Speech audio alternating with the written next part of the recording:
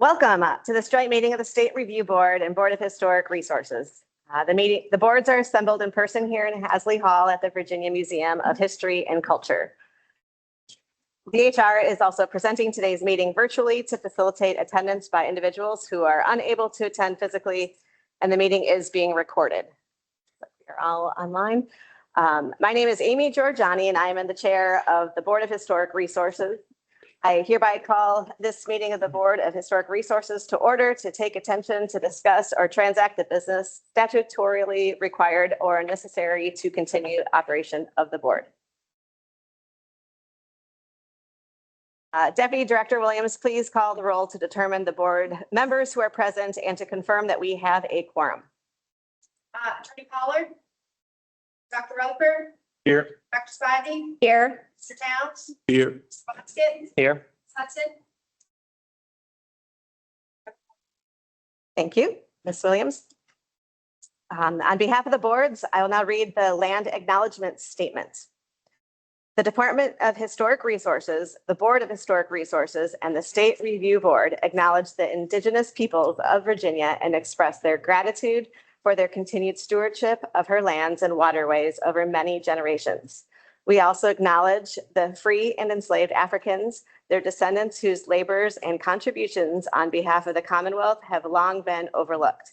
We commit ourselves to meaningful engagement with all Virginians, past and present, as we strive to fulfill our charge as stewards of Virginia's long and rich history. So now I'd like to introduce you to the purpose of the Board of Historic Resources, as well as our members. The Virginia Board of Historic Resources is an official policy-making board of the Commonwealth of Virginia created by the Code of Virginia. Its policies are implemented by the Department of Historic Resources, which day in and day out labors on behalf of our irreplaceable resources in the interest of the citizens of this Commonwealth. The board is charged primarily with the responsibility for designating historic landmarks of local, state, or national significance, establishing historic preservation practices for the care and management of our Virginia historic landmarks, designating state-recognized historic districts and archaeological sites and zones, approving highway markers, reviewing programs and services of the department, and making recommendations to the director of our department and the governor regarding programs and services. And finally, in order to preserve important sites and buildings in perpetuity, accepting voluntarily granted gifts of preservation easements over historic properties to the Commonwealth. The Governor of Virginia selects members of the board from volunteer and professional leaders of Virginia's history, preservation, and museum communities. Votes taken during this meeting are official actions of the Commonwealth of Virginia Board of Historic Resources. Now I will ask the board members to introduce themselves and tell you where they are from, starting with Mr. Martin Towns. Okay. My name is Martin Towns. I'm from King William, Virginia. I am the deputy butler at the Executive Mansion and also the Executive Mansion historian. Thank you. Amy Giorgiani, chairman of the Board of Historic Resources from Falls Church, Virginia. Ken Rutherford, Vice Chair of the Board, Professor of Political Science, James Madison University, Harrisonburg, Virginia. Okay, Ashley Spivey. I'm from King William, Virginia, and I work as an anthropological consultant, and I'm a member of the Pamunkey Indian tribe. Jamie Boskett. I'm the president and CEO of the Virginia Museum of History and Culture of Richmond, Virginia. Thank you. All board members and most of the department staff participating are here in person in today's meeting. We also have some members of the public with us here today and others who will be joining virtually. This is a public meeting and will be streamed online, and the online feed will be recorded. On behalf of our boards, I would like to thank Jamie Boskett, President and CEO of the Virginia Museum of History and Culture, and member of the Board of Historic Resources, along with all of your staff for graciously hosting our meeting today. So board members, you have a copy of the final agenda of this meeting. If there are any questions, or if there are no questions or comments on the format of the agenda, I would like to request a motion to approve the agenda and format for today's meeting. Is there a motion to approve? So moved. Thank you. All in favor, please say aye. Aye. Second, please. Thank you. Second. All in favor, please say aye. Aye. None opposed. All right, the motion passes. Very much. Board members, please refer to the minutes in front of you. last joint board meeting on September 19th, 2024. Are there any changes or corrections that need to be made to these minutes? That anyone sees? If there are no corrections from our board, may I request a motion to approve the minutes as they are presented? So moved. So moved. Do I have a second? Great. All in favor, please say aye. Aye. None opposed. Motion is passed. We have another action item today. It's a request, a motion to authorize the Deputy Director of Preservation Programs of the Department of Historic Resources to sign deeds of easement, legal instruments, and other agreements of the administration of the easement program on behalf of the Board of Historic Resources in the absence of the director at this director position being a new member. Is there a motion to grant that? So moved. Is there a second? Second. Great. All in favor, please say aye. Aye. Aye. None opposed. The motion passes. I will now turn the floor over Chair John Mullen, Chair of the Board of Historic or State Review Board. Thank you, Chair Giorgiani. My name is John Mullen, and I'm the Chair of the State Review Board, and I hereby call this meeting of the State Review Board to order. Deputy Director Williams, can you please take a roll call to determine that we have a quorum on the State Review Board? Yes. Al. Here. Ms. Shaw, Here. Dr. Green, Here. Dr. Clee, Here. Smith, Here. Mr. Rutledge, and Chair Mullen. Here. You have a quorum. Thank you very much. All right, now we'll move on to the purpose of the State Review Board. The Virginia State Review Board operates under federal legal mandates of the Department of Interior. It's a body that is empowered by the National Historic Preservation Act. The State Review Board's primary role is to review reports and nominations that are proposals for official designation to the National Register of Historic Places. When the State Review Board votes this morning, we are voting to recommend a resource either eligible or not eligible for listing in the National Register. This board recommendation is made to the Director of the Department of Historic Resources, Julie Langen, who in turn makes her recommendation to the Keeper of the National Register. The board members are appointed by the Director. At least the majority of the board members must be practitioners who meet the professional standards established by the Secretary of Interior in the core preservation disciplines, including architecture, architectural history, archaeology, both prehistoric and historical, anthropology, and history. A few words about where we are in the process of designating the resources on the agenda today. All items that we will see this morning have graduated through a process of careful review. This process has two major steps. Owners have submitted their proposal in a preliminary report to both staff and board, and in some cases, site visits have been made and more information requested by either the staff or the board. The nominations were written after this first round of reviews. Guidance and research recommendations have been explored and then incorporated into these final nominations. The nominations then a rigorous review process. All nominations are posted on the Department of Historic Resources website for public review. Now, the following criteria are used to measure the significance of a resource. These criteria are identical for listing on the state register as well. They are criterion A, significant historic association. Criterion B is association to a historical person.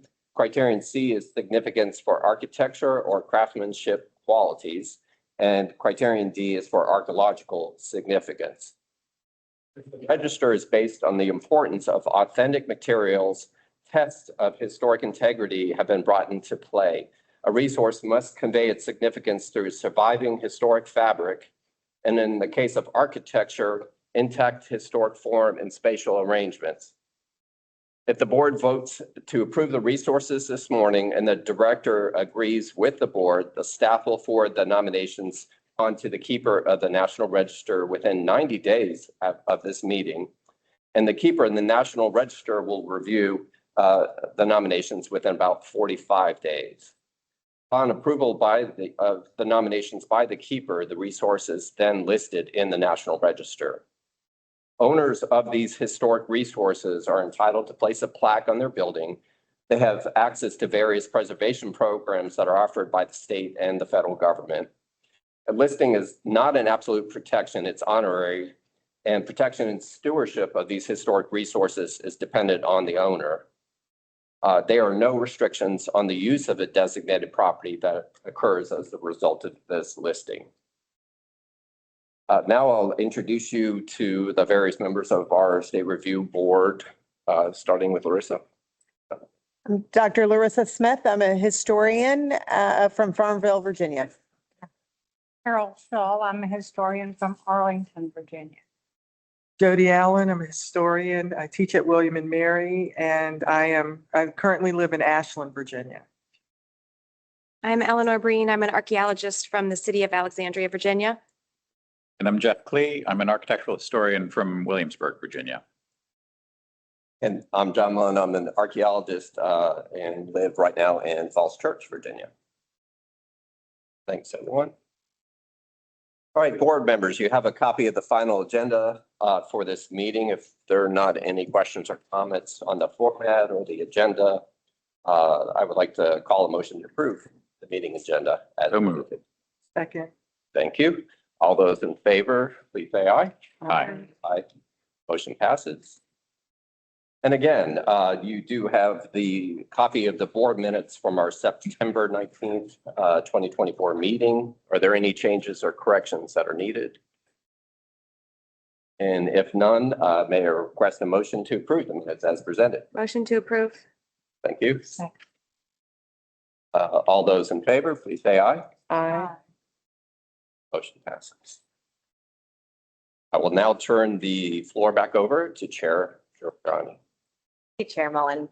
I'd like to invite Julie Langman, our Director of the Department of Historic Resources, to provide her Director's report. Good morning. Morning. Special welcome to Ken on his return to the United States. It's so glad to have you back on board. And a personal welcome to Jamie Boskett, who is attending his first meeting in person. So welcome. I'd also like to echo Chair Giordani's gratitude to the Virginia Museum of History and Culture, who is hosting us here today.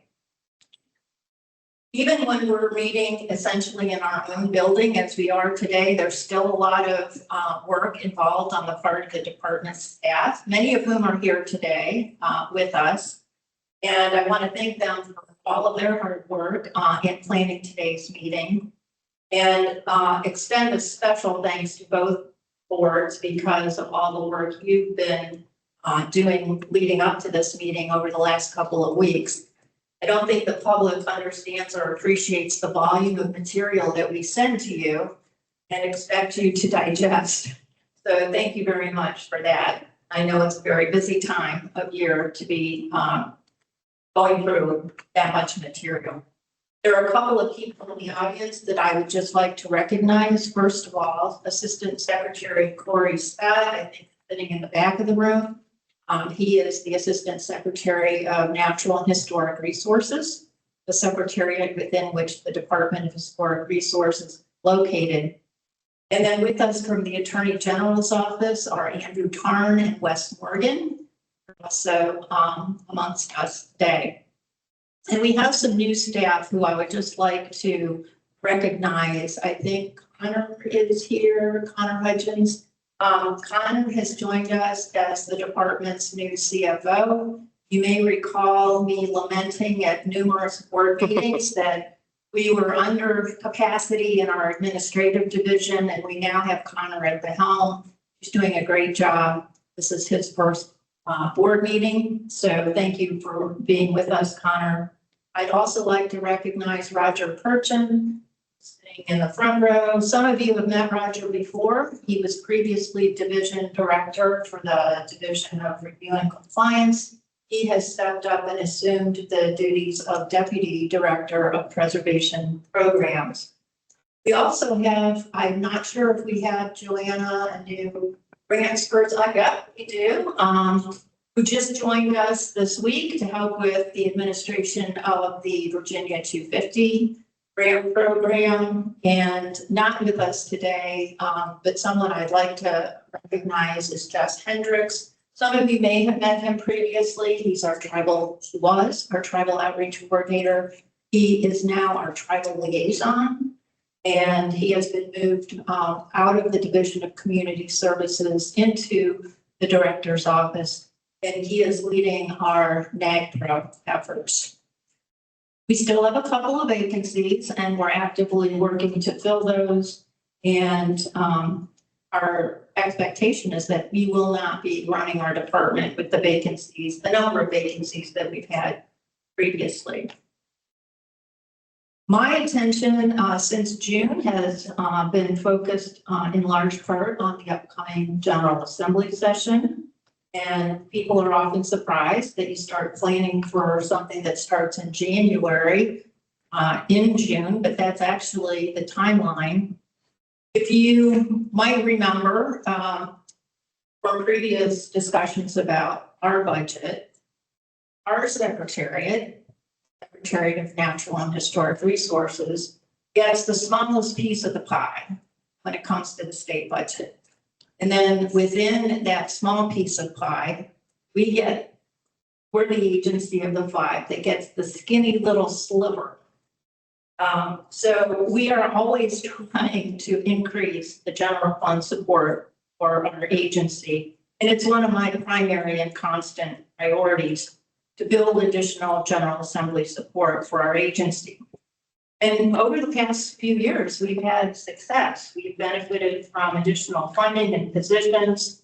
And it's a constant, effort, especially last year when we had so many new General Assembly members. Certain requests resonate and others don't. And we sometimes receive additional funding for things that we didn't request. So as a state agency, we cannot lobby, and we rely heavily on our partner, Preservation Virginia, to advocate for our needs. And we've always experienced a very close partnership with Preservation Virginia. And we thank them for last week having their annual pre-legislative session webinar.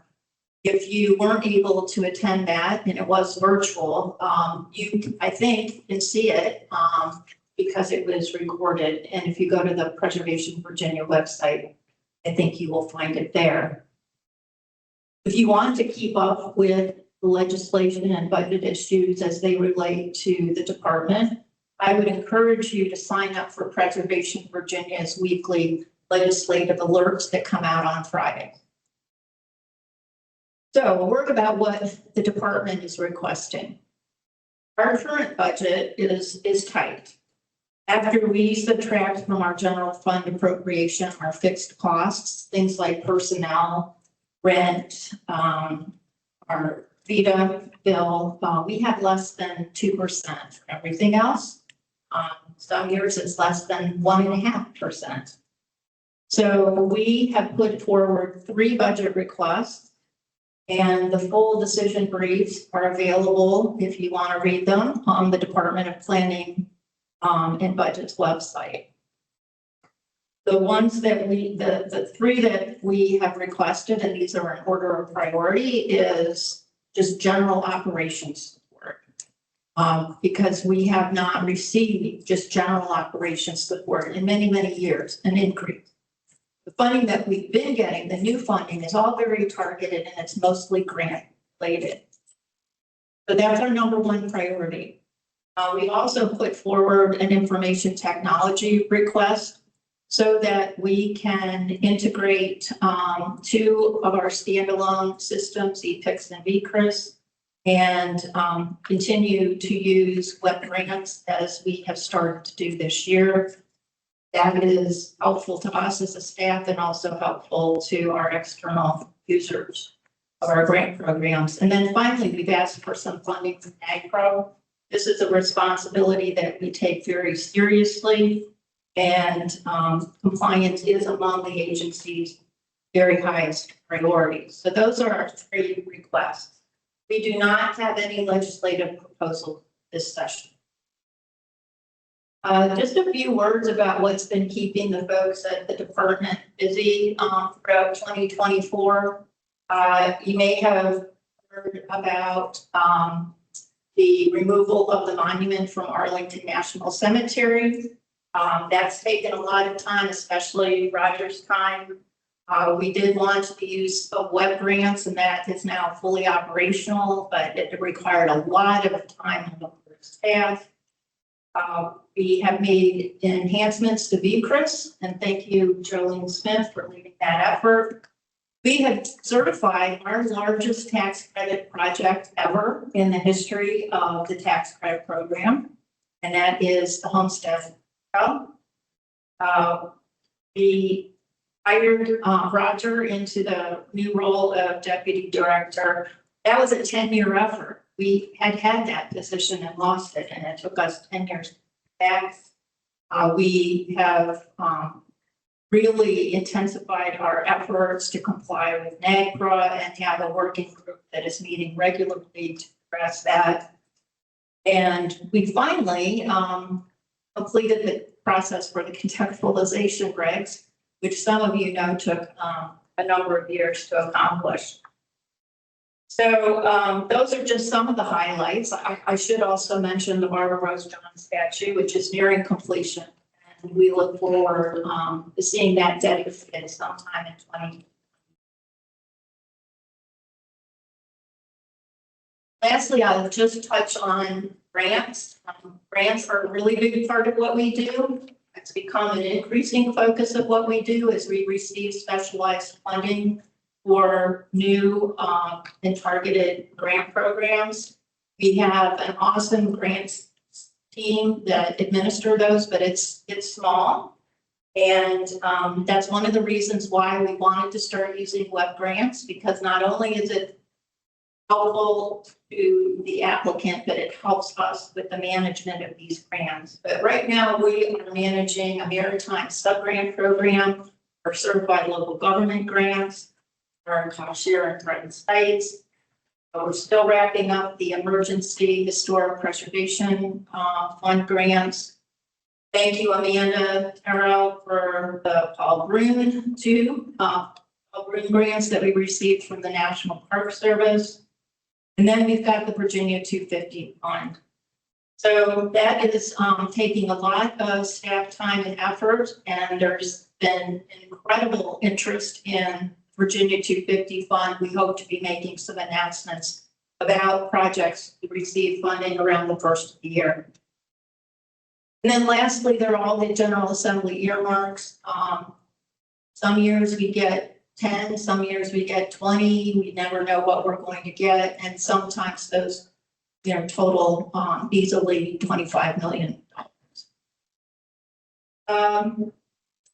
I really don't have anything else to report at this time, but I would welcome any questions if any of the board members have questions about anything at all. That's the question. That's a question. There's just a comment. I just greatly appreciate how much you're doing with the resources you have available. I'm hopeful we'll be successful in your 3 budget items. And as you mentioned, there are always some additional budget items that then create some staffing responsibilities for you all. And just for the boards, there will be some other proposed budget items this session, in addition to the ones the department is putting forward, some to fund some ongoing programs that are really important. And there's, like his director said, always some new ones. But I just wanted to thank the staff for doing a lot with the resources you have, and hopefully we can get some more.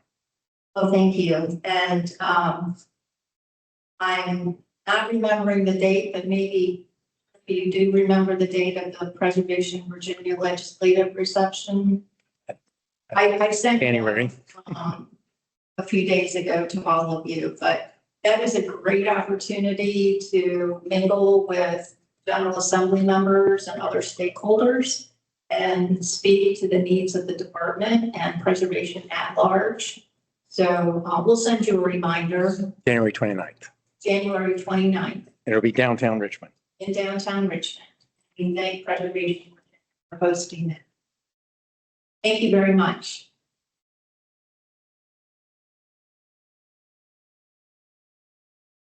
Thank you, Director Langen.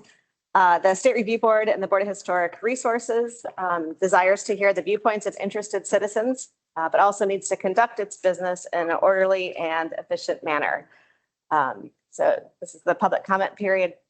Now, therefore, the next portion of this meeting provides the opportunity for general public to identify matters of interest and concern.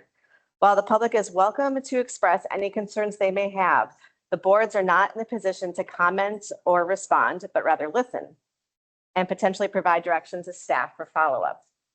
If matters broached during the public comment portion of the agenda seem to warrant further attention and discussion and are within the board's authority, then those matters may be taken up as a formal agenda item at subsequent board meetings.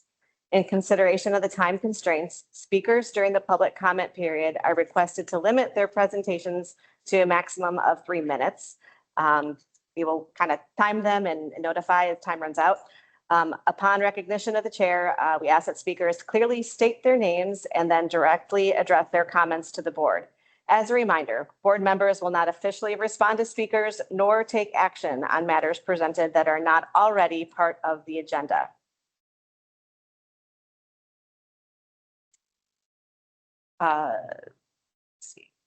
So I now will give the floor to the Deputy Director to call on each person who has signed up to speak either in person or virtually. We'll call on each one and we'll be watching the time limits. And should I read it off of this? Okay. And so we've got a sign-in sheet here of several folks who have signed in. And so first I'd like to call Deborah, it looks like Deborah McClure from the Keeling House. Who actually does not wish to address the board today, but welcome. So next, Joseph Bidow with the Kriglersville School. If you'd like to come to the microphone. There is a microphone set up. Their microphone. I think you walk all the way up there, but. Yeah.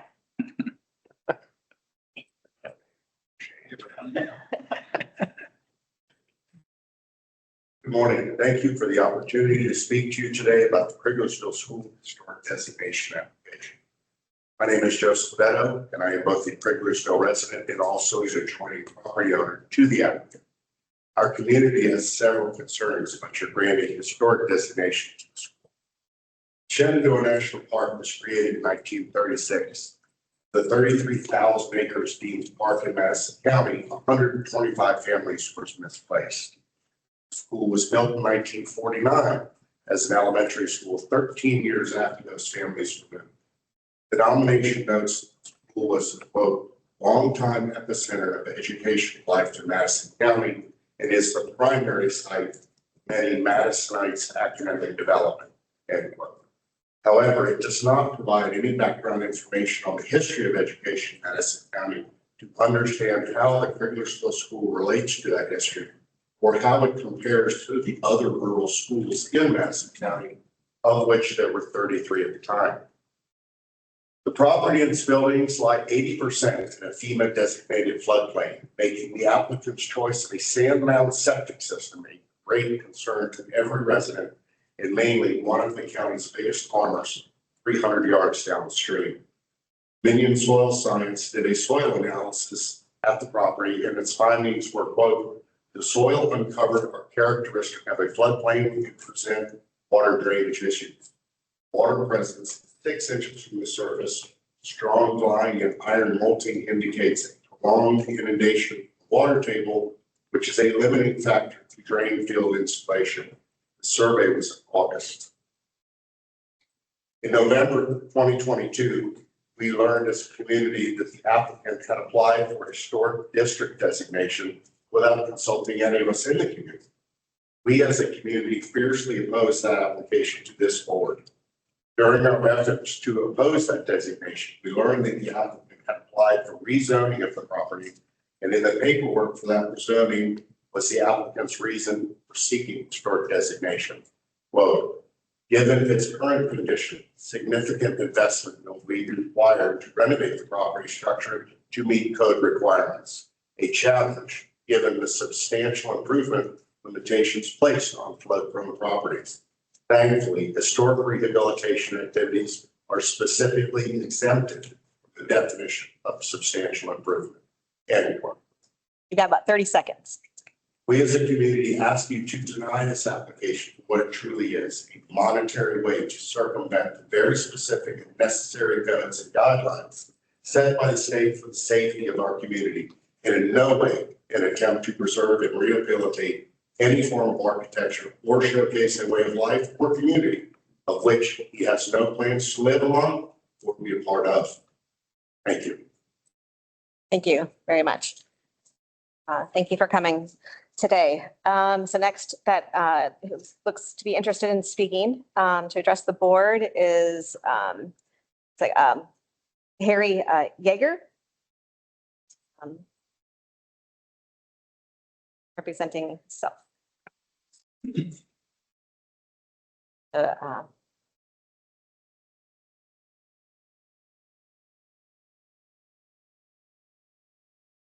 Thank you, Mr. Yeager. I'd like to remind you about 3 minutes for the remarks. I'm Harry Yeager. I've been an avocational archaeologist in Virginia for more than 50 years. I've been all over, done it, whatever you can imagine. I've been there, done that. But right now in Virginia, history is our most important thing. Number one, without that, we're in trouble. In Charles City County, we have a situation that needs to be taken care of now. I don't know how many of you people have ever heard of a plantation called Kittywan. Anybody heard that? Nobody? Oh, 700 and some acres that was donated to the Archaeological Society of Virginia several years ago. It's absolutely wonderful. There's more history there than you could ever imagine. But back when we first took over the property, we were told that there may have been some different burials in the land. Well, over the years, people said, well, yes, no, yes, no. Well, how many people know what a dowser is? People use wires, right? And we brought in some dowsers. And there's one particular place that this place is full of burials. Well, the people who are now in charge of the Archaeological Society do not want anything to do with that. They totally, everything except they're not here. Well, in the last, last year, we had some cadaver dogs brought in. The dogs went nuts. The people in charge now, they don't want to even acknowledge it. They get ready to do a timber cut in there on top of one of the burials. Now, going back to the historic part of it, when General Grant was bringing his troops down from Cold Harbor to cross the river, the troop train was attacked by Confederate cavalry. And Union cavalry opposed them. And according to what we've been able to find out, there's no record on either side of who was killed or how many were killed or anything, whatever reason. But it was a black Union cavalry. So on this property, there's probably 200 burials, half of which are black Union cavalry. Now, I talked to the Park Service, and they said all the troops of the Union were accounted for. Now, you know anything about history, you know that's not true. There were men buried all over the state of Virginia. You have about 30 seconds. Yeah. And there's no record of what goes on. A few years ago, we found out that there were 2 graveyards that were on the list, but they couldn't be found. They thought they were in Charles City County, but they couldn't be found because the names associated with them, the Jones and I forget what the other one was. Anyway, come and find out that these are probably the 2 burials that they couldn't find. Now we found them. And the people in charge down at Kittywan, all professional archaeologists, not business people, professional archaeologists. Thank They you. know everything about everything, their business. So what an opportunity for the state of Virginia to go in there and open that up somehow, whatever the board can do to make this happen. Thank you very much for coming today. We will have the staff definitely look further into this. Okay. Thank you for coming. Thank you. Thank you.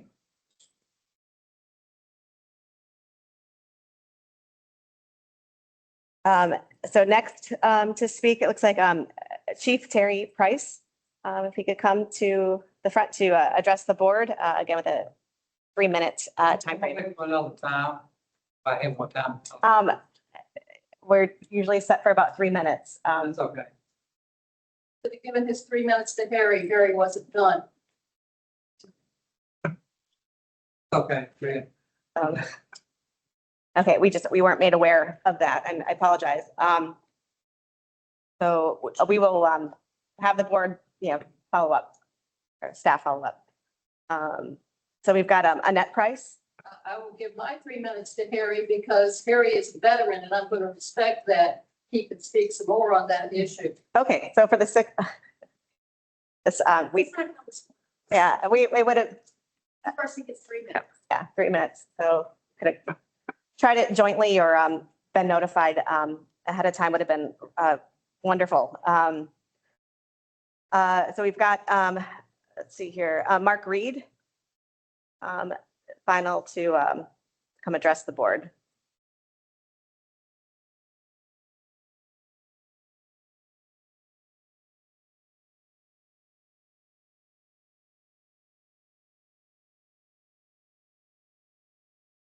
Good morning.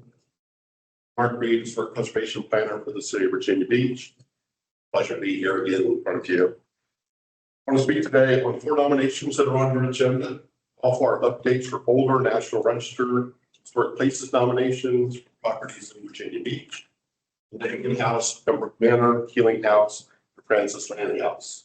The original listings were in 1969, 1970, 1973, 1979. First of all, I'd like to thank you for all that you do and your commitment to recognizing the wonderful historic resources we have here in Virginia. I also want to thank staff at DHR who help manage the process and provide guidance to us as we work through the National Register process, especially Joanna McKnight and Amanda Terrell. These updated nominations were partially funded through a certified local government grant from DHR. Virginia Beach appreciates this funding from the National Park Service's Historic Preservation Fund. Matching funds were provided by the Virginia Beach Historic Preservation Commission. The application was prepared by Elizabeth Novak. She managed all 4 of these projects until September when she left to take a position in Norfolk as their Historic Preservation Officer. I also want to thank our consultants who worked on these 4 updates, Deborah McLean, Kristen Kirchen, and Rob Taylor. We all learned how involved and complicated these updates can be. Our consultants basically created new nominations while addressing the baggage of the original ones. 2023, through the assistance of a state cost share program grant, Virginia Beach was able to complete an update of its historic preservation plan. Within that plan is an initiative for us to pursue these updates. It states, update existing National Register of Historic Places nominations to incorporate new research and include a fuller story of each site with respect to the presence and contributions of Indigenous people, African Americans, women, LGBTQ, and other underrepresented communities. The 4 nomination updates on your agenda today have provided a great start to accomplishing that initiative. 3 of the 4 resources have revised construction dates based upon successful dendrochronology. 2 of them have significant boundary decreases due to development of surrounding acres since the initial listing. For the Virginia Beach Historic Preservation Commission, an important aspect of their stated initiative is to include a fuller story about the presence and contributions of all people at these sites. Our consultants have been able to incorporate this into the updates, especially the contributions of African Americans and women. 2 of the nomination updates, Lincoln House and Keeling House, make the case that the contributions from African Americans represent an area of significance for these resources. Virginia Beach supports that thinking, but later Joanne McKnight will address in her presentation how we all agreed to move forward differently with these 2 updates. I know that DHR, National Park Service, City of Virginia Beach are all committed to recognizing the historical importance of their represented communities. Thank you very much. Thank you very much.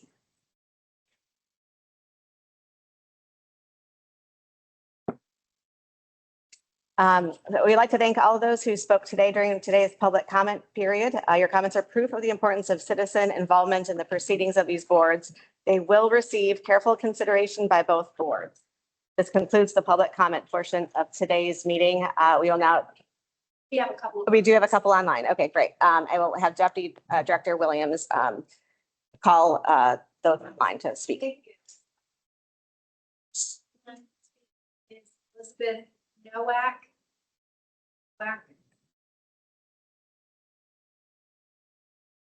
Your mic is unmuted and you may now speak. You have 3 minutes. Thank you so much.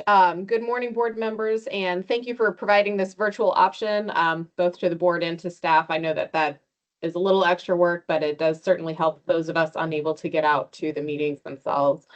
As Mark Reed just mentioned, I'm currently the Historic Preservation Officer with the City of Norfolk, and I'm here today on behalf of the City of Norfolk and its Architectural Review Board in support of the update and boundary decrease for Berkeley North Historic District.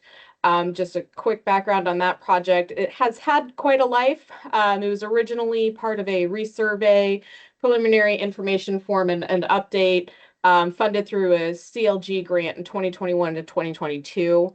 It did go through some process changes, and we were able to complete this project this past year.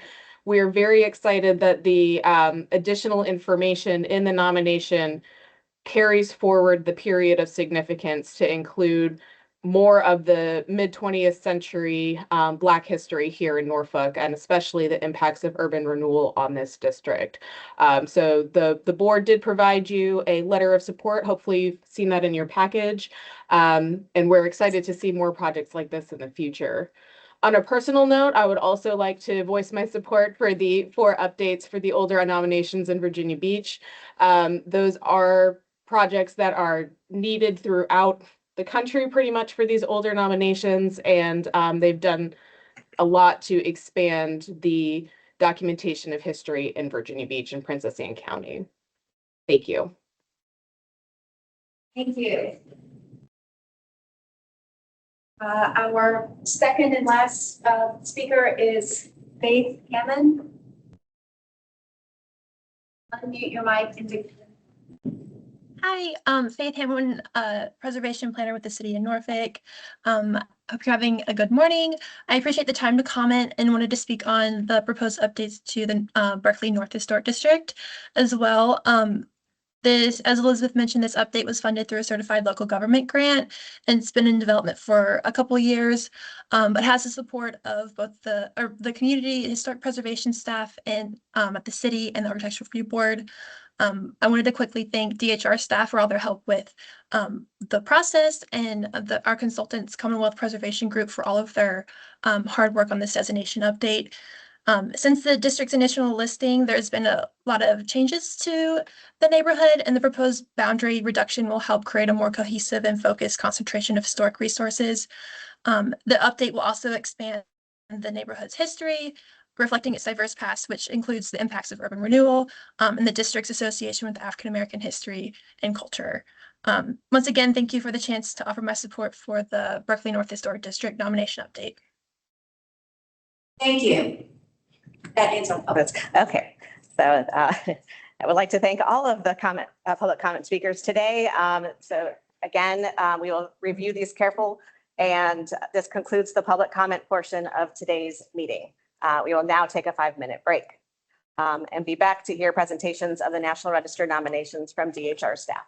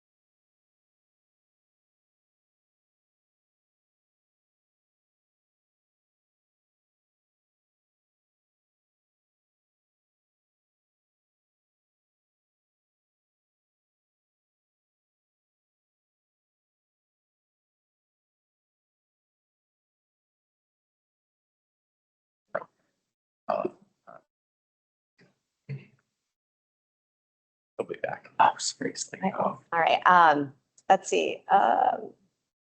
jeez. Just, I'd like to now welcome everyone back and hand the floor over to the DHR staff for presentation on the nominations for listings in the Virginia Landmarks Register and National Register of Historic Places.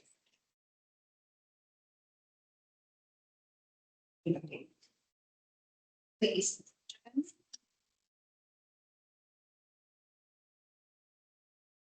Starting in Charlottesville, this is the James Minor House, located at 1817 Bendel Avenue in Charlottesville. Two-story wood and stone colonial revival dwellings that centered on a rectangular lot in the Venable neighborhood, just north of the University of Virginia grounds.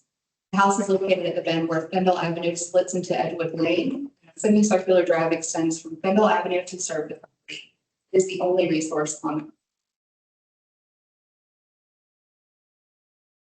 designed by local architect Milton Gregg for local lawyer James Minor in circa 1937. The house has remained a single-family dwelling since its construction and retains a high degree of its original layout and materials. The 1980s addition was also designed by Gregg's firm and extends from the rear of the house. It's comprised of a 3-bay main section with a raised one-story porch along the primary facade, a two-bay section extending from the main block's west wall, a single pile extension stretching from the south elevation, and a single room addition projecting perpendicularly from the south elevation.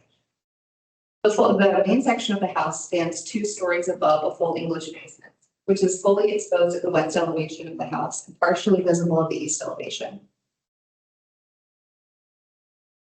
The James Minor House was designed by Milton Gregg during the first 5 years of his practice as an independent architect.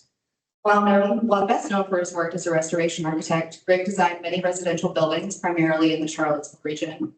His residential work represents the growth of his abilities as an independent architect and familiarity with classicist and revival styles. James Minor House illustrates his early attempts to incorporate historical design and classic vocabulary into new construction. This house is not as elaborate or substantial as some of his later commissions. However, its period of design marks a significant point in his early career. It also illustrates his ability to design smaller dwellings, which peaked in popularity during the Great Depression and as the federal government encouraged homeownership and the production of affordable housing. The James Minor House showcases his skill at blending components from multiple colonial revival substyles. His residential designs in Charlottesville relied heavily on the colonial revival style, yet each commission had unique features, providing differentiation and a testament to his familiarity with colonial era architecture. The Minor House shares some characteristics with Gregg's other known residential works from the period, such as use of clapboard siding and stone chimneys or walls. So we are nominating this at the local level under criterion C for architecture with a period of significance of 1937. As I mentioned, there's one contributing resource on the site, and that is the dwelling. Any questions?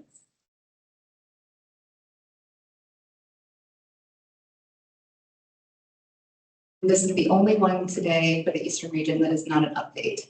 It's pretty straightforward.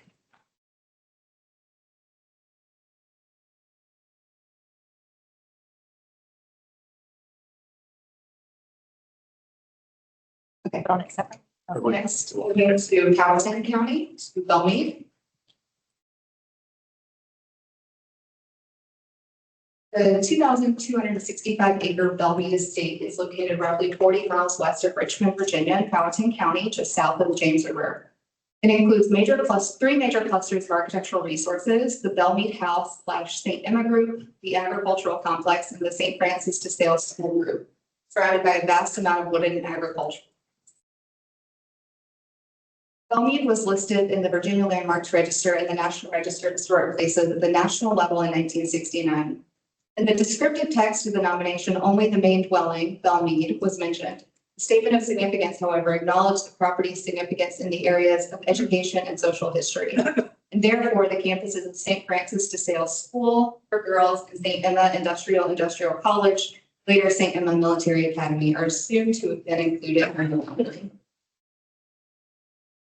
In the 1969 nomination, the area identified in the form encompassed 439 acres. The topographic map accompanying the nomination does not depict a precise boundary. Instead, the map has a large polygon that encompasses considerably more than 439 acres, even crossing the James River into Houston County. So this boundary increase formally expands Bellmead's nominated boundary to include 2,265 acres historically associated with the property. Bellmead boundary increase has a variety of architectural resources ranging from high-style architect design Bellmead Mansion, the main house, St. Francis de Sales School to vernacular agricultural resources and structures associated with the modernization and industrialization of the site. Additionally, the property features 4 cemeteries and 1 memorial site, which are associated with the 2 schools and property's late 19th and 20th century history. Based on oral tradition and markers on the property, one of the cemeteries on the property is associated with enslaved African Americans. The extant resources reflect the developmental history of the property, beginning as an antebellum plantation that later transitioned to a 20th century working farm, as well as its function as a school, featuring operations that expanded to resemble a self-sufficient community, complete with its own water management and irrigation system, electrical plant, street system, heating plant, and refrigeration equipment. The materials and design of the resources found throughout the property further emphasize and reflect the expansive history of the site. When Bellmead was listed in the Virginia Landmarks Register and National Register of Historic Places in 1969, the selected areas of significance were art, education, religion/philosophy, and social and humanitarian. Bellmead was listed at the national level of significance. The period of significance was broadly defined as 19th century, with 1845 listed as a specific date. That year corresponds to the construction of the main house beginning. The work was completed over the next several years. The nomination states that the mansion was designed by the nationally significant Gothic Revival architect, Alexander Jackson Davis. Additionally, the nomination summarized the property's educational significance as the site of St. Emma Industrial and Agricultural College, later St. Emma Military Academy. Left unstated in the nomination was that Bellmead also included St. Francis de Sales School. Although agriculture was not among the areas of significance selected in the 1969 form, the nomination statement of significance also noted Philip St. George Cock, antebellum owner of Bellmead, as a quote-unquote noted and progressive agronomist. The increase for Bellmead adds agriculture as a statewide area of significance due to Philip St. George Cock's significance as a leading proponent of agricultural reforms through scientific farming in pre-Civil War Virginia. Bellmead's national significance in the areas of architecture, education, and social history are retained. Related to the agriculture, education, and social history areas of significance, ethnic heritage, African American is added at the statewide level of significance. Religion is not included as an area of significance for the purposes of the 2024 boundary increase nomination. Period of significance begins in 1840, the construction date of the earliest extant contributing architectural resources on the property, and ends in 1972 when St. Emma Military Academy closed. The St. Francis de Sales School for Girls closed in 1970. Other significant dates are 1845, when the construction of the mansion began, 1895, when St. Emma Industrial and Agricultural College opened, and 1899, when St. Francis de Sales School opened.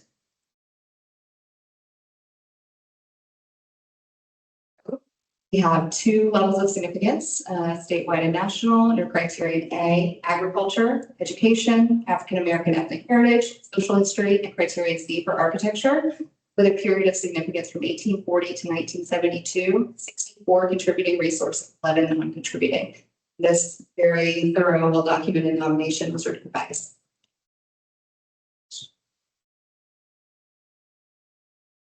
Question? Right.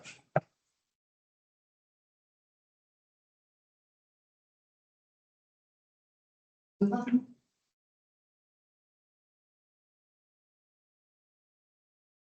Moving on to Virginia Beach.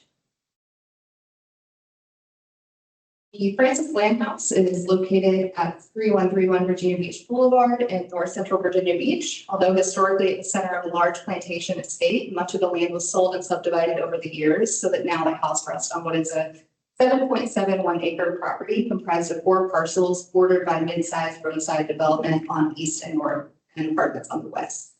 In the years since the house was listed, the property has evolved and adjacent properties sold and subdivided.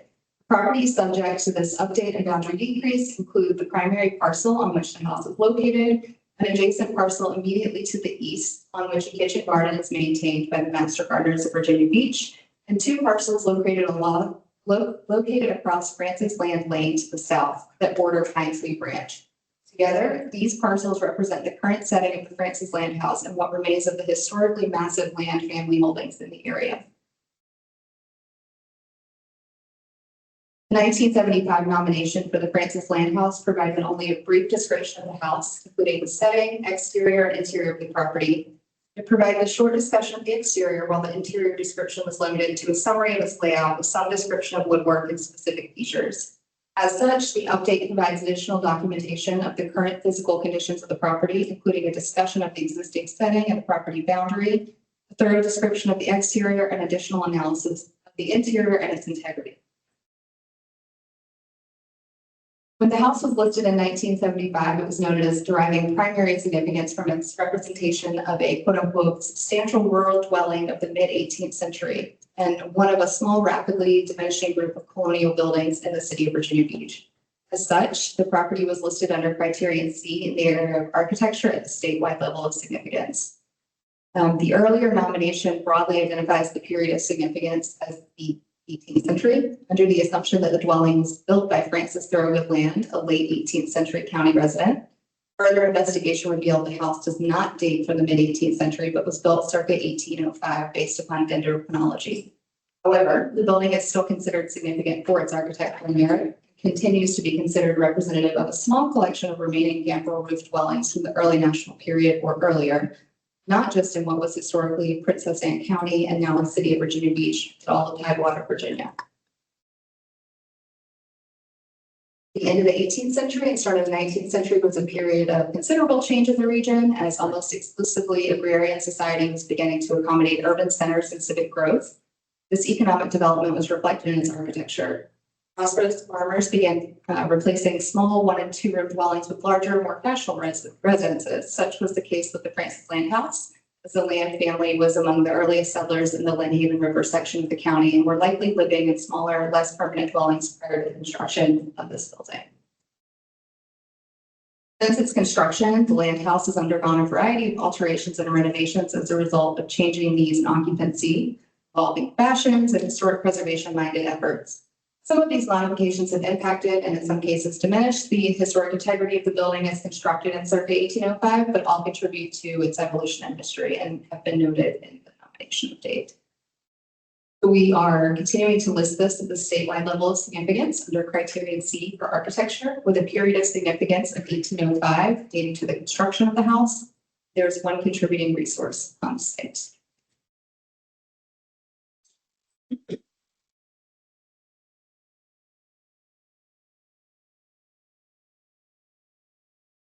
In Virginia Beach, moving to Pembroke Manor.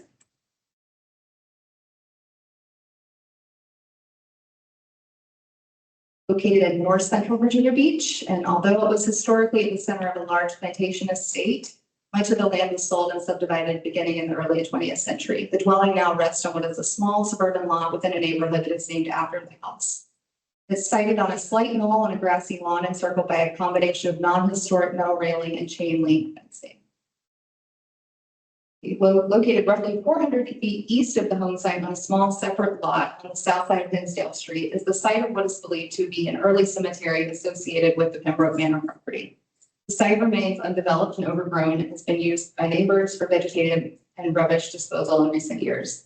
Some relic landscaping consistent with the cemetery, such as periwinkle ground cover and ornamentals, remain. However, no markers or other evidence of burials are visible. Property includes the contributing dwelling and non-contributing well. Only the historic dwelling was in the 1970 nomination. Built in 1764, the 2-story brick dwelling was designed in the high-style Georgian fashion popular during the late colonial period in Virginia. Featured a symmetrical 5-bay facade with a similar, although stripped to 3-bay, rear elevation. It's one of a small number of colonial-era buildings that remain standing in heavily suburbanized Virginia Beach. It's surrounded by a densely built development and retains just a half-acre island of what was an 800-acre farm. The 1970 nomination provided only a brief description of the house, including the setting, exterior, and interior of the property. Regarding setting, the nomination noted only that the setting of the property was quote unquote ruined, as the house was left sited on a small traffic circle. It provided a bit more discussion of the exterior with a focus on the Georgian detailing. However, the interior description was limited to a summary of its layout and altered wood. As such, the nomination update provides additional documentation of the current visible conditions of the property, including a discussion of the existing setting and property boundary, a more thorough description of the exterior, and further analysis of the interior and its integrity. So Pembroke Manor was constructed in 1764 by Captain Jonathan Saunders and symbolized the socioeconomic status of its owner. Historically, the house was associated with several prominent families and therefore represents one of the many large self-sustaining plantations that dot the landscape of colonial Tidewater, Virginia. Many of its features represent the Georgian style, including its symmetrical elevations with balanced proportions, fine brickwork with Flemish font walls, molded water table, full bell courts, and rubbed engaged accents. The frequent turnover of the property may have contributed to the preservation of many of the early features of the house, and large-scale renovations and updates did not occur until the late 19th century when it was purchased as a seasonal residence. Property ownership changed multiple times throughout the 20th century until it became the focus of early preservation efforts that accompanied the development of much of its associated property as a residential subdivision. Through its preservation, it continues to stand as an excellent representation of the type of Virginia Georgian architecture of the prominent white gentry class in Virginia Beach. It remains eligible for listing in the National Register of Historic Places at the statewide level of significance, as accepted in the 1970 nomination, under criterion C in the area of architecture, with a period of significance of 1764, representing the year of its construction. The boundary in the 1970 nomination remains the same in the 2024 update. Looking at statewide level of significance under criterion C, architecture, period of significance 1764, one contributing resource, one non-contributing resource.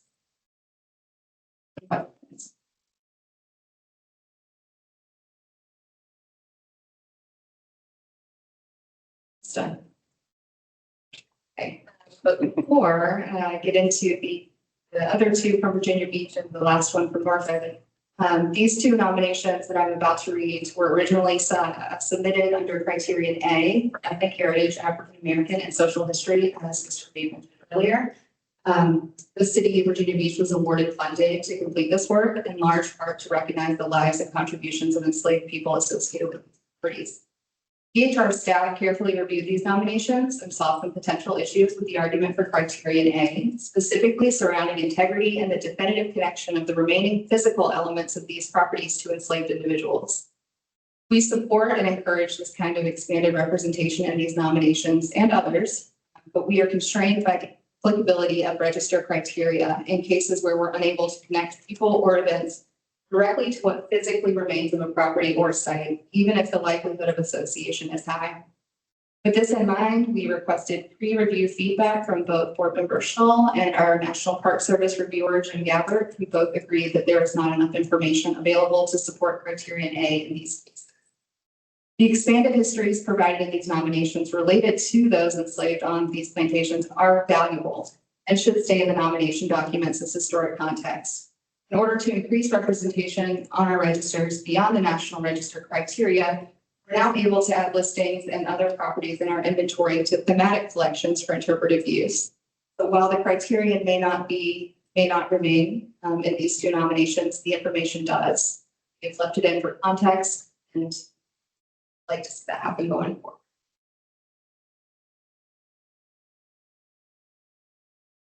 Healing House.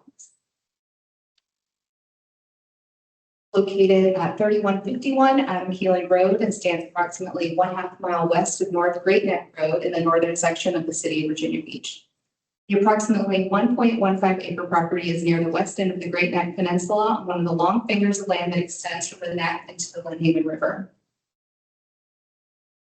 The current boundaries of the 1.15 acre parcel correspond closely to the boundaries established by the 1976 subdivision of the house property into 3 parcels. The original nomination lacked definitive parcel boundaries, so this is refining what was there and defining it clearly. The original nomination cited only that the property was quote unquote less than 10 acres and provided a single UTM point with the house circled in a 1964 topographic map. The house was listed in the National Register in 1973 and focused solely on the historic 1.5-story brick dwelling, which was identified as one of Virginia's best preserved small pre-Georgian brick manor houses with fine brickwork and interior woodwork. However, the nomination did not discuss other resources on the property. The present parcel includes 5 resources that include the previously listed historic dwelling, a contributing circa 1938 frame garage, a contributing archaeological site, a non-contributing shed, and a non-contributing swimming pool. In 1938, the house was renovated and a new addition replaced an existing one on the south end. And in the 1950s, a small sunroom was also added. This additional documentation provides descriptions and evaluation of all resources located on the nominated property, some of which were added after the 1973 nomination, and additions and alterations made to the house. It better defines the boundaries of the current parcel, provides a refined date of construction, and provides an expanded historic context to include discussion of the historically enslaved population on the Keeling farm. In 2006, a dendrochronological study of the house's framing resulted in a more accurate assessment of the dwelling's construction date to circa 1734, which is included as part of this update. The updated narrative corrects the record regarding the dwelling's date of construction and expands the argument for significance under architecture by comparing the Keeling house to the contemporary dwellings and illustrating the significance of the 1938 rehabilitation and additions undertaken by architect Mary Brown Channel, Virginia's first licensed woman architect. The period of significance has been revised to include the period of Channel's association with. Keeling House is an example of the improved gentry housing in the lower Chesapeake region that began to emerge in the first decades of the 18th century.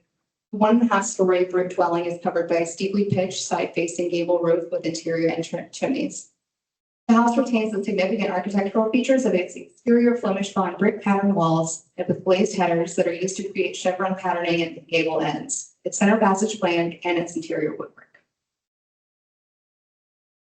So we are continuing to nominate this at the statewide level under criteria C for architecture with 2 periods of significance, 1734 to 1735 to encompass the initial construction of the house, then the 1938 period of renovations. There are 3 contributing resources on site and 2 non-contributing. This was written by Deborah McLean.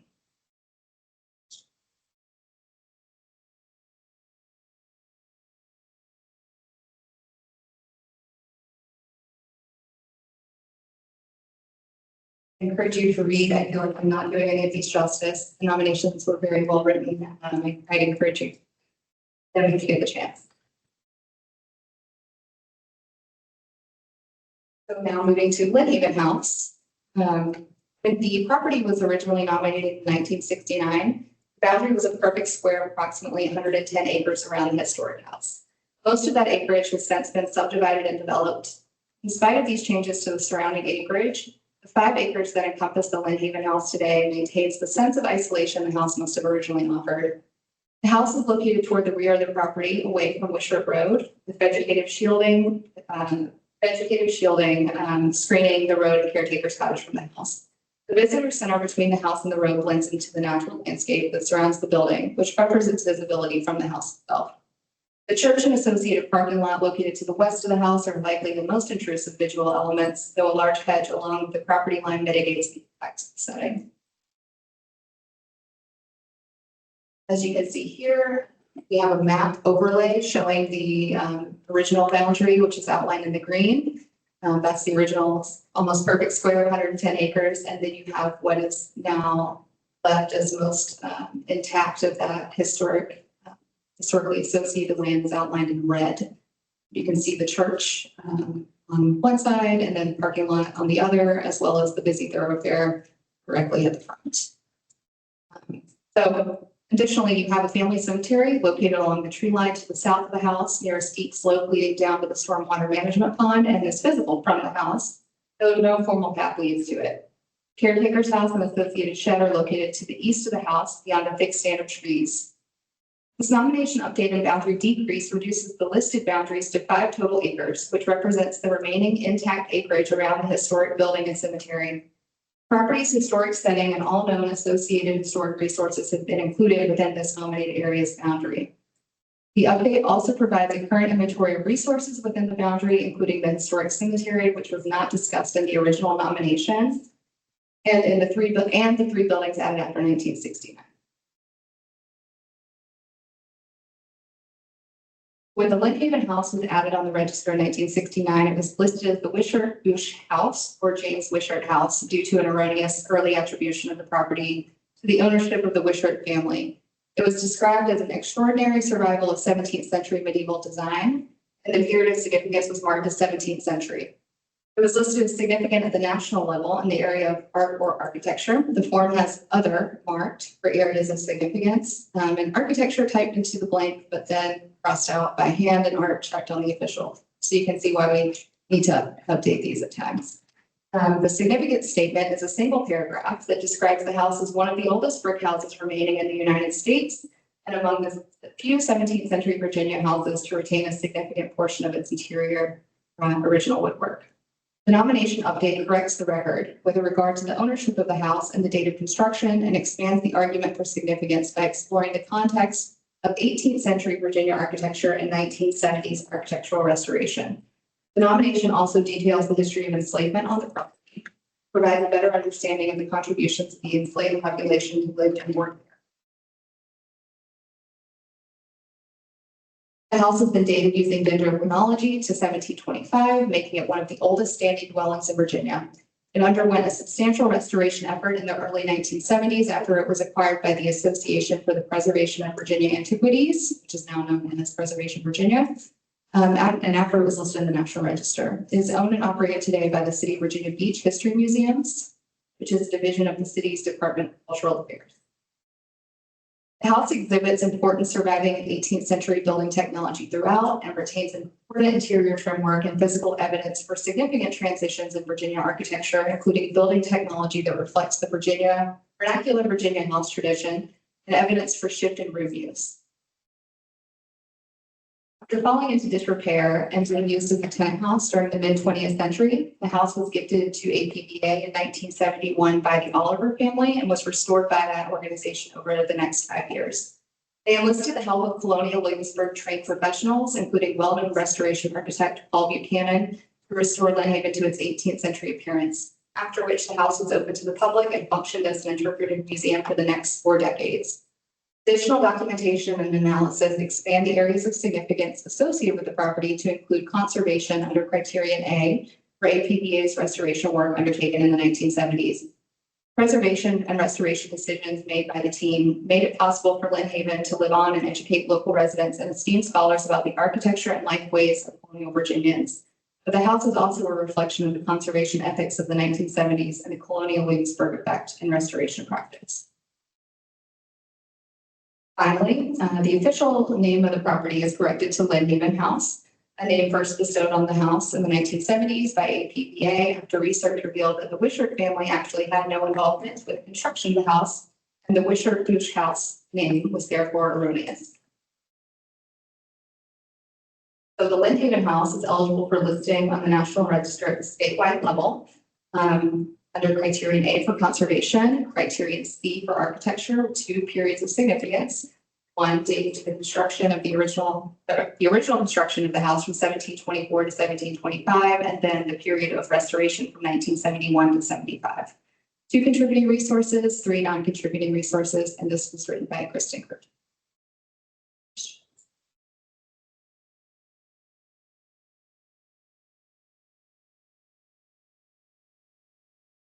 Last one. Moving to Norfolk, or Berkeley North. So the Berkeley North Historic District is located in the southern portion of the city of Norfolk. Boundary originally encompassed approximately 80 acres and 351 buildings in one site. The central core of the Berkeley North Historic District update and boundary decrease remains largely unchanged from its original listing in 2000. However, redevelopment and extensive alterations along primarily the west and south edges of the boundary, though all edges have had some degree of alteration, resulted in a boundary reduction of approximately 40 acres. That was made as part Much of the area where redevelopment and demolition has occurred lies within the 500-year floodplain. Therefore, it's likely that demolished resources suffered extensive flood damage and/or recurrent flooding that led to their demolition and the construction of new residences that meet current floodplain requirements. The updated district now includes 313 resources, of which 212 are contributing. The primary residential district includes some institutional and commercial buildings with architectural representations from the late 19th century to the mid 20th century. During the mid 20th century, most of the new construction and infill buildings consisted of one-story wood frame residential buildings and 1- and 2-story masonry commercial and institutional buildings. The district is primarily laid out in a grid-like pattern and is lined with concrete city sidewalks, smooth trees, and limited vegetation. The Berkeley North Historic District was listed in the registers in 2000. The district encompasses the intact portion of the historic residential development within Berkeley, which was prompted by the successful shipping and shipping-related industries of the late 19th, early 20th centuries. Throughout the mid-20th century, the Berkeley North Historic District transitioned into a predominantly African-American community. Former residents of Berkeley moved to the suburbs further from Norfolk's core and surrounding cities like Virginia Beach and Chesapeake. During the same period, Norfolk's predominantly African-American neighborhoods were largely displaced by the city's urban renewal projects, forcing them to migrate to nearby suburbs.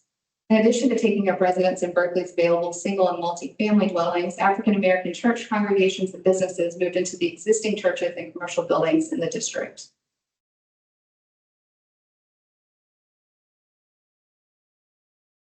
The original district period of significance began in 1873 with the earliest extant building at the time and lasted through 1945, which marked the earliest years of decline.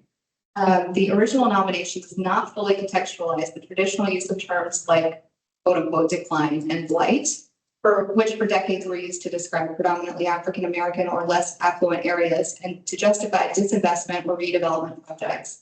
Instead, what occurred in Berkeley in the post-war years was a demographic shift from predominantly white to majority Black community influenced by both white flight and urban renewal in other parts of the city. So what we're looking at with Berkeley North, local level of significance under criteria A for community planning and development, African-American ethnic heritage, criteria C for architecture, with a period of significance dating from the earliest extant resource in 1886 through 1974 at the end of Norfolk's model city program. 212 contributing resources, 101 non-contributing. And this was written by Commonwealth Preservation. I'd like to thank the staff for bringing these nominations to today's needs and standards. The work involved with doing that.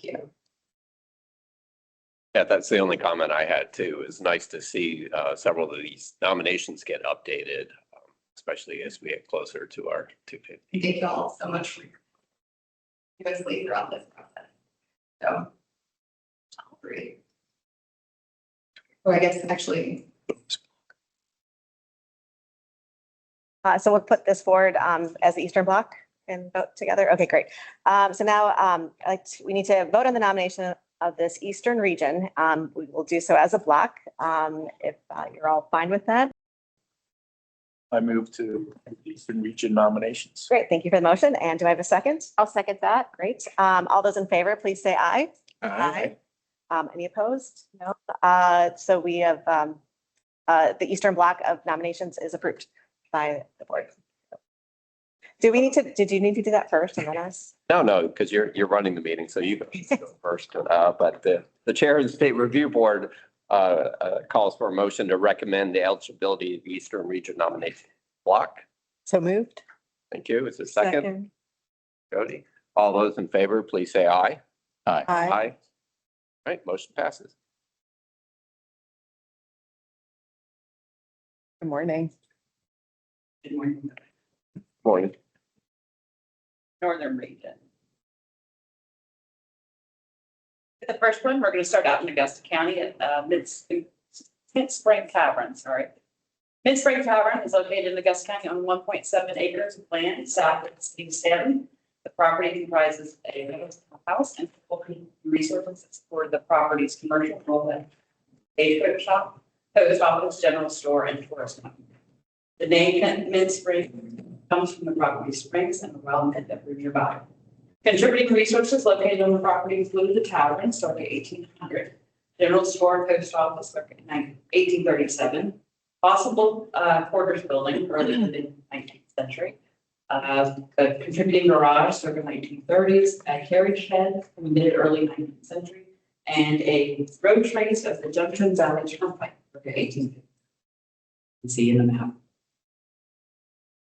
Move this. Thank you.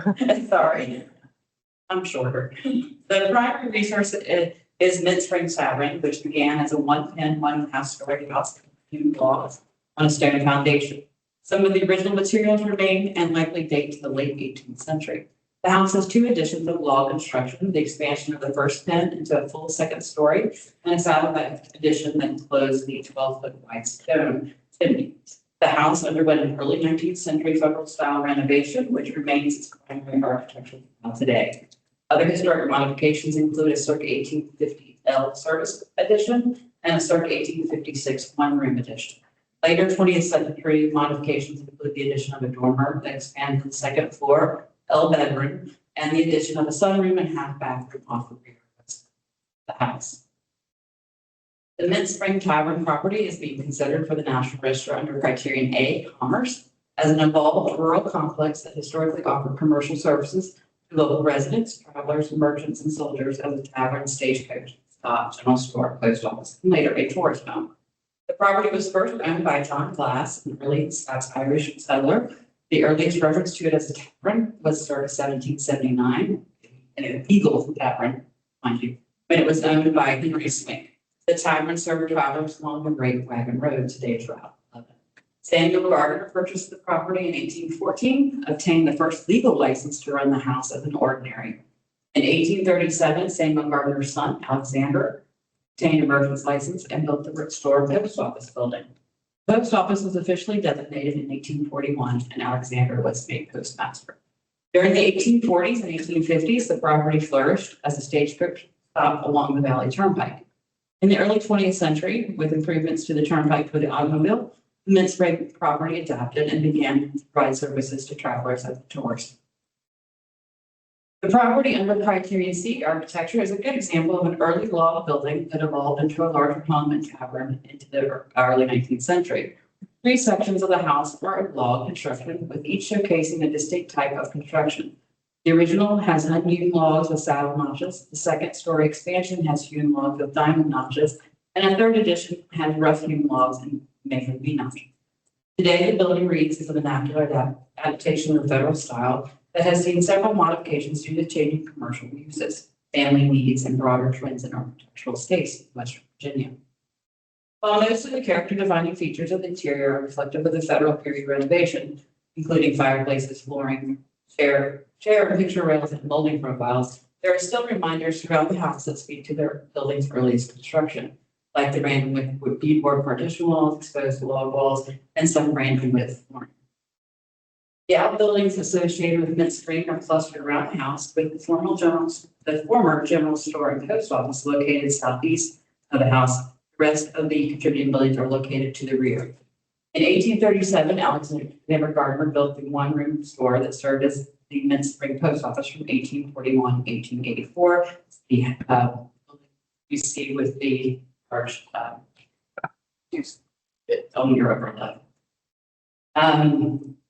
The remains of the portion of the Historic Junction Valley Turnpike at Plank Road built in front of the tavern are located on the road. Was macadamized in 1924. In 1937, the road was rerouted to its current location. The porch stairs of the house terminated at the edge of the turnpike, and the road ran between the house and the back of the general store.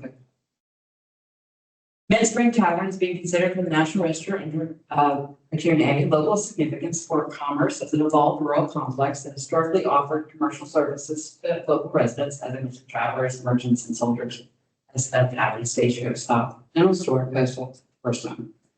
The district is also being considered under Criterion A architecture, local significance, as a good example of the early log building that was transformed into a federal style home and tavern in the early 19th century and continued to be modified in response to evolving commercial functions, family needs, and broader trends. Period of significance for the property is circa 1800 and continues through 1952, encompassing property's documented commercial functions and encompassing its construction as a law building, its federal style renovations, and later additions and adaptations for changing uses. The period of significance also includes construction of the contributing outbuildings, each associated with the property's changing uses. Again, just a recap, local significance under A, commerce, C, architecture, period of significance from circa 1800 to 1952. There are 6 contributing resources and 1 non-contributing resource. The author is the owner, Karen Ross.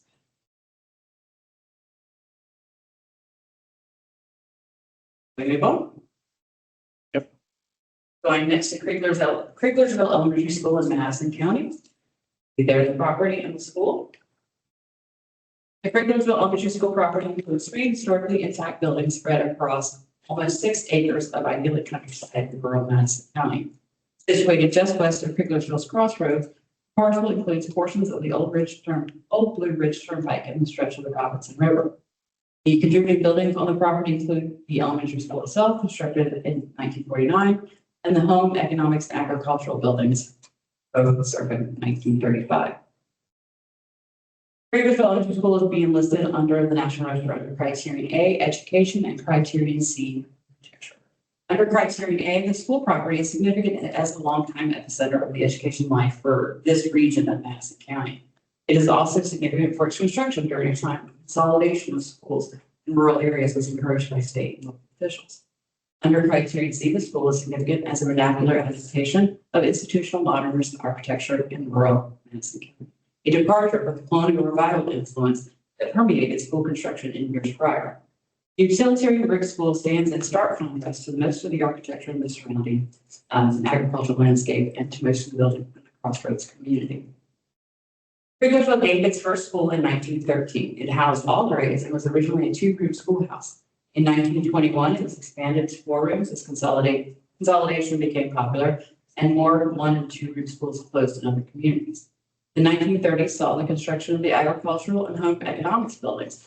Their construction was likely due to several factors: a response to the Depression and expansion of subject areas being taught and a growing student population.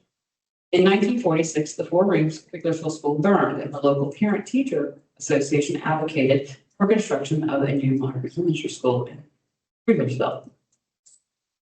The school is architecturally significant in rural Madison County, embodying a vernacular form of modernist style that was commonly being adapted for institutions and other commercial buildings by the mid-20th century. At the time of its construction, it was one of the most modern and state-of-the-art buildings in the county. Utilitarian in its design and ornamentation, the sturdy masonry building was built to last, serving as a school for more than half a century. The school building was designed by Eubank R. Caldwell, a prominent and prolific Roanoke-based architecture firm involved in the construction of numerous significant institutional and education buildings in the state and region. The elementary school and each of the contributing buildings are representative of evolving patterns of the education system in Madison County and the state of Virginia. Between its construction in 1949 and its closure in 2003, the primary building, the elementary school, educated many generations of area residents and served as a center of civic life of the community. The building's construction also reflects the influence of parents at the time via the Parent-Teacher Association as they pushed for a modern elementary school to be built in Krieglersville versus having elementary age students bused to a school in Madison County, the county seat, almost 10 miles away. This was a rare victory for parents during a time when school consolidation was being promoted across the state. The design of its interior spaces, including a central gymnasium and cafeteria, are indicative of additional changes that were being implemented when designing the school building. Krieglersville Elementary is being considered under the National Register under Criterion Education and Criterion C, Architecture. The period of significance for the school property begins in 1935 with the construction of the home economics and agricultural buildings, encompassing the construction of the modern brick elementary school, and ends in 1974. As the school continued to be a source of education for area students despite the popularity of consolidation of rural schools, Krieglersville Elementary closed in 2003. Level of significance is again local. Criterion A, Education. Criterion C, Architecture. Period of significance 1935 to 1974 with 3 contributing resources. The author is Felix Shapiro, owner and manager.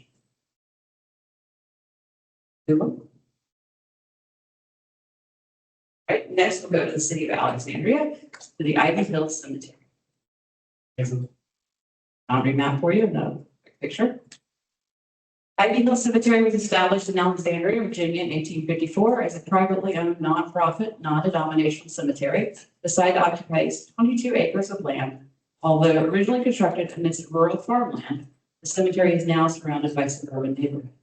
The founders of Ivy Hill were heavily influenced by the rural cemetery movement, popular in the mid-19th century, and this influence can be readily seen in the cemetery's overall design. Ivy Hill features a gently sloping landscape, winding footpaths, driveways, a natural stream, and pastoral setting landscaping. The Ivy Hill property includes the additional contributing resources, the Keeper's Lodge, circa 1855, the Receiving Vault, circa 1855, the Fireman's Monument, circa 1856, the Front Gate, early 20th century, and the Circle of Honor, 1870. Ivy Hill Cemetery is significant at the local level under Criterion C landscape architecture, for its association with the rural cemetery movement. Ivy Hill Cemetery falls under Criterion Consideration D as it derives its significance from distinctive design features. Established in 1854 and officially opened to the public in 1856, Ivy Hill Cemetery was created to provide a serene park-like setting in which to lay to rest citizens of Alexandria, Virginia, and its surroundings. Ivy Hill was modeled on the tenets of the rural cemetery movement, a social movement which sought to change burial practices in urban centers across the United States by moving burial grounds from the cities to the countryside. The Fireman's Monument, dedicated to the 7 men who lost their lives in a terrible blaze in 1855, was placed in Ivy Hill, likely because of its serene setting of the landscape. The Keeper's Lodge, designed in the Italian style, was constructed to house the maintenance staff. The only other cemetery in Alexandria to have a Keeper's Lodge is the National Cemetery.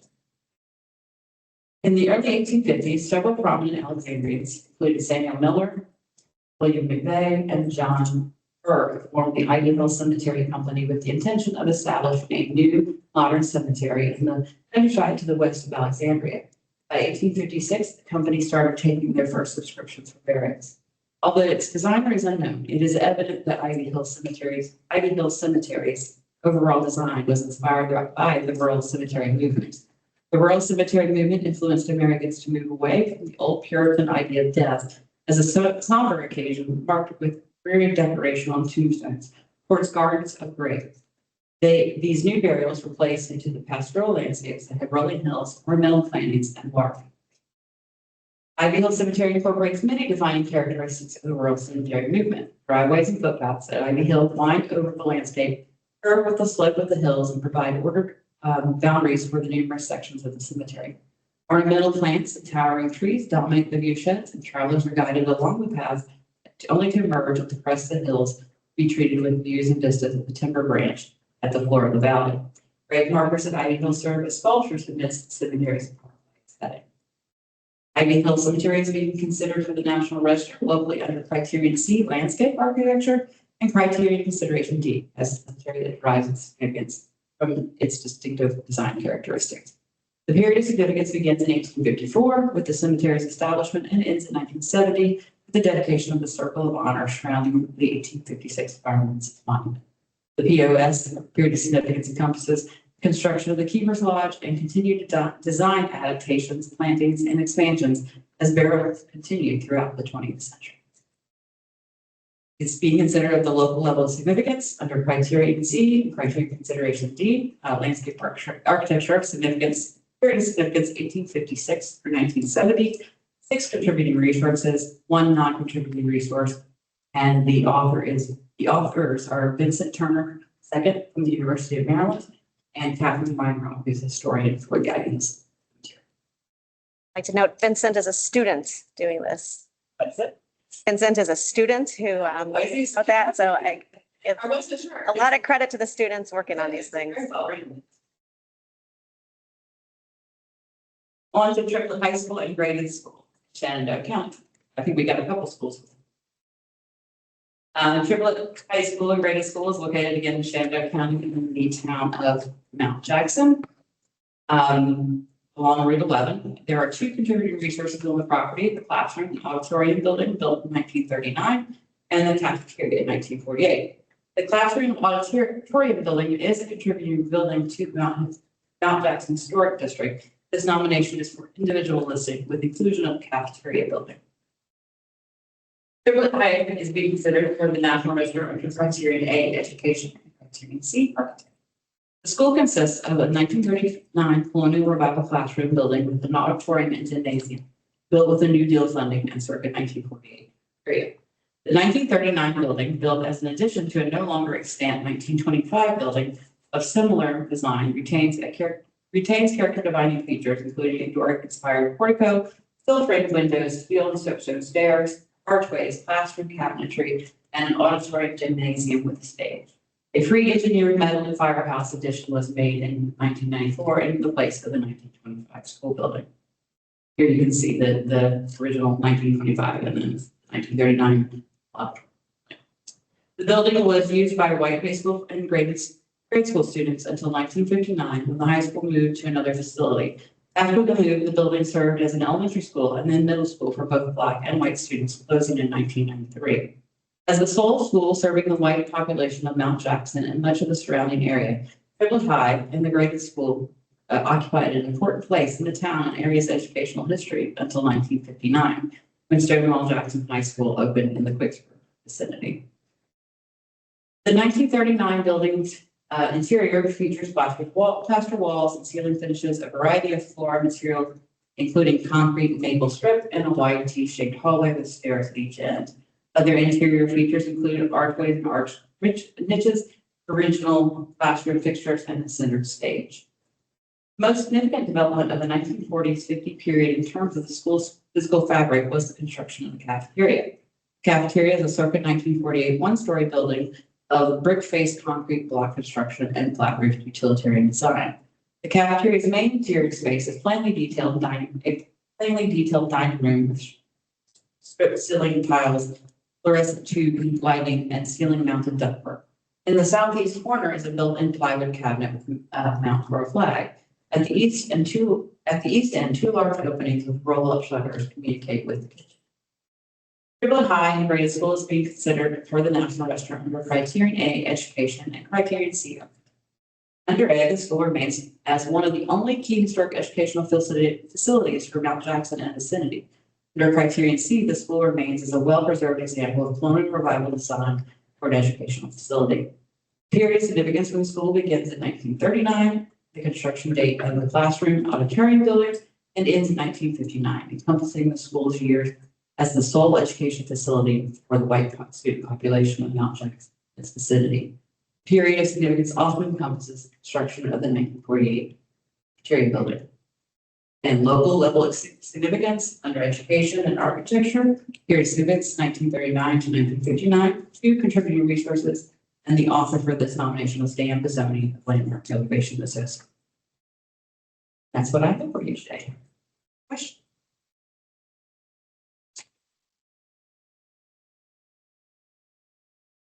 Thank you. Thanks. So we will move forward the nominations as for the Northern region. Do I have a motion to approve the nominations for the Northern? Motion to approve the Northern Region nominations as presented. Do I have a second? Second. All in favor, please say aye. Oh, yes. Quick comment, brief discussion. Just on the Criglersville one, during public comment, I think we heard some concerns about the site. And it sounds like there are some real issues there that need to be addressed, possibly either with current or future development plans. But I just want to stress that the purpose of this board is to review the historic significance and whether it qualifies landmark listing, which I think it does. Right. But it does sound like there are some real issues that were raised in public comment that I think need to be addressed by other bodies and decision makers. And this but- listing does not affect that. And this listing, They have been encouraged to contact that's local. so zoning. I just want to note that because I do think it sounds like there are some significant Uh-huh. public concerns about it, but Yeah, great. Thank you for clarifying that. And do I have a second to move forward? Great. Okay, great. Thank you. And thank you, Trip. And there's a dear friend of preservation buried at Ivy Hill Cemetery. So all in favor, please say aye. Aye. Any opposed?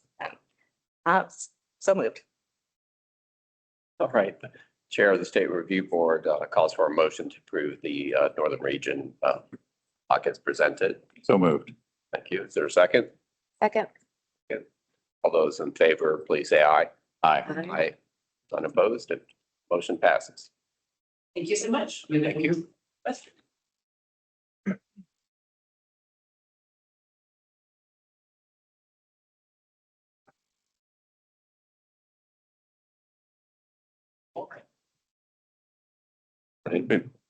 So quiet in here. Right, I just have one issue for you to present today. That is the Cedar Brook Elementary School in the city of Danville. Cedar Brook Elementary School was situated on a 10-acre site in the residential suburb of the city of Danville. It's constructed in 1962 to 1963 in international style. One-story building features horizontal massing, a flat roof, and brick veneer walls. Banks of aluminum windows are accented with porcelain enamel panels, structural glazed tile. Constructed in 1969, a one-story 5-classroom south wing forms the school's overall U-shaped configuration. The wing was expanded in the mid-1980s with a gymnasium addition. Very few alterations to the original school or the 1969 classroom wing. Cedar Brook Elementary School retains a high degree of historic integrity. The school is significant for its international style architecture and reflects the interface between changing trends in progressive education philosophy and the evolution of the modern architectural movement. It was located on a large tract of land in the center of the Stokesland annexation area. The sprawling one-story design of Cedar Brook Elementary School also exemplifies the critical role of schools in the suburban development during the second half of the 20th century. Additionally, its design demonstrates how new building materials and technologies were employed to meet the demand for rapid and economical school construction during the decade following World War II. As the most intact of the 3 elementary schools in Danville designed by the South Carolina-based firm Lyles, Bissett, Carlisle, and Wolf between 1958 and 1969, Cedar Brook Elementary School well represents the work of this national firm during a period when it provided architectural services for the Danville School.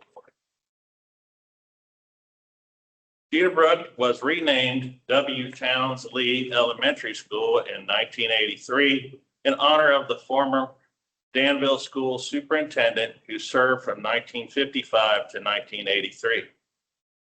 The school continued to operate as an elementary school until 2012. The property is nominated under Criterion C with significance on the local level in the area of architecture as an elementary school that embodies distinctive characteristics of post-World War II scholastic building design and methods of construction. The period of significance begins in 1962, the year of its original design and construction, and ends in 1969 to encompass its addition, which was designed by the same firm and continued to reflect changing trends in school design and construction. A couple of my words got cut off there. Sorry about that. So just to recap, the level of significance of local criteria is architecture. Period of significance 1962 to 1969. There's just one contributing resource, no non-contributing resources. The authors are Katie Gutshaw and Allison Blanton of Hill Studio.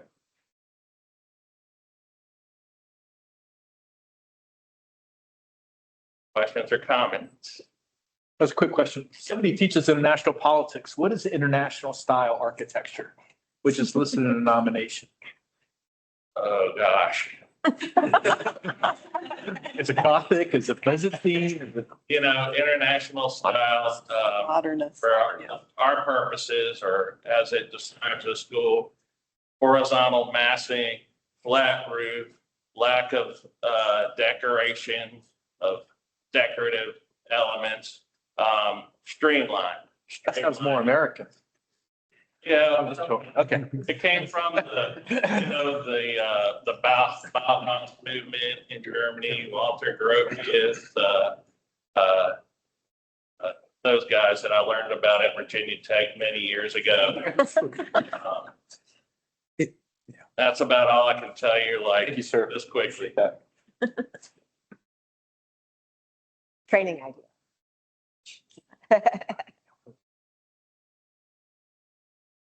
Yeah. All right, so, any questions at all? All right, let's see here. I'd like to move forward a vote on this is the Western, Western. okay. Western Block. Do I have a motion to approve the Western Block nomination? So moved. Great. Do I have a second? Second. Second. All in favor, please say aye. Aye. Opposed? It is passed. Nomination is passed. I'd like to entertain a motion to, or approve the nomination, recommend the nomination for the Cedar Brook Elementary School as presented. Second, Carol. All those in favor, please say aye. Aye. Aye. Motion passes. Thank you. Thanks. So I believe that largely concludes our joint session. Do I have a motion to close the meeting of the historic board? My board. Congratulations. Is there a motion to adjourn the board Before my first meeting. Before break. for the joint session? Joint session. So moved. So moved. So moved. Have a second to it? Second. Great. So the meeting is adjourned for the Board of Historic Resources.